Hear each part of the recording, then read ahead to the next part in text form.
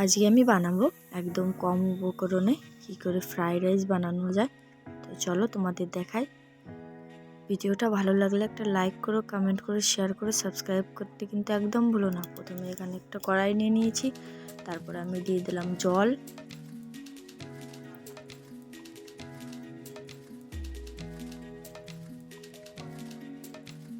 এখানে দিয়ে দিলাম একটু সাদা তেল, তারপরে কি কি লাগবে দেখিয়ে দিই সবজিগুলো। এখানে আছে গাজর, বিনস,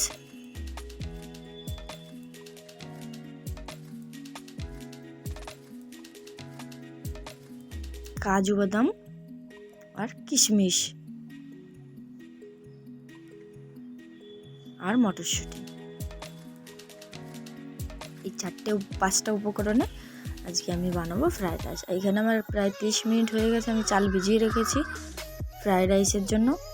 এখানে আমার জলও ফুটে গেছে, জলের ভিতরে দিয়েছি এলাইচি 2-3টে, লবঙ্গ, 2-3টে গোলমরিচ। তারপরে আমি জল ফুটে গেছে, চালগুলো এখানে আমি দিয়ে দিলাম,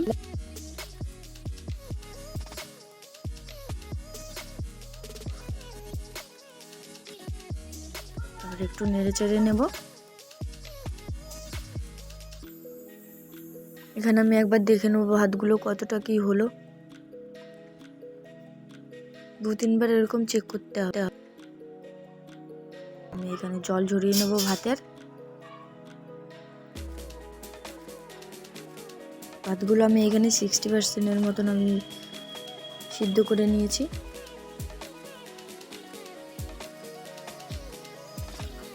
তারপর আমি এইখানে দিয়ে দেবো একটা কড়াইতে দিয়ে দেবো সাদা তেল।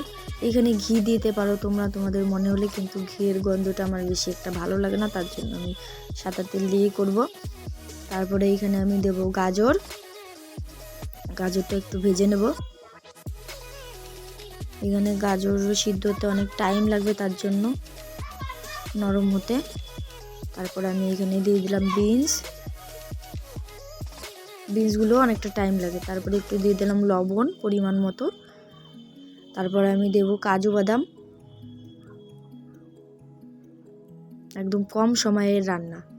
তারপরে দিয়ে দেবো কিশমিশ, সব কিছু একবারে দিয়ে ভালো করে ভেজে নেব। তারপরে দেবো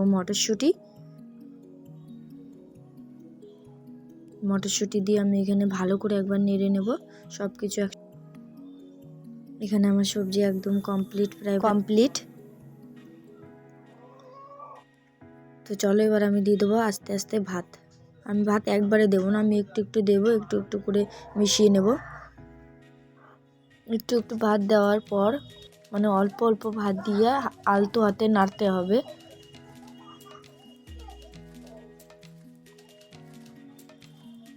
বেশি জোরে নাড়তে গেলে আবার ভাতগুলো ভেঙে যাবে, সেটা আবার ফ্রাইড রাইস ভালো লাগবে না, দেখতেও ভালো লাগবে না, খেতেও ভালো লাগবে না। তার জন্য আমি আলতো হাতে ফ্রাইড রাইসগুলো নেড়ে নেব। তো দেখো এখানে আমার প্রায় কমপ্লিট। তো চলো আমার এখানে একদম কমপ্লিট হয়ে গেছে বানানো। ভিডিওটা যদি ভালো লেগে থাকে তাহলে একটা লাইক করো, কমেন্ট করো, শেয়ার করো, সাবস্ক্রাইব করতে কিন্তু তোমরা একদম ভুলো না। নেক্সট ভিডিওর জন্য আমার চ্যানেলে তোমরা চোখ রেখো। টাটা বাই, সবাই সুস্থ থেকো, ভালো থেকো।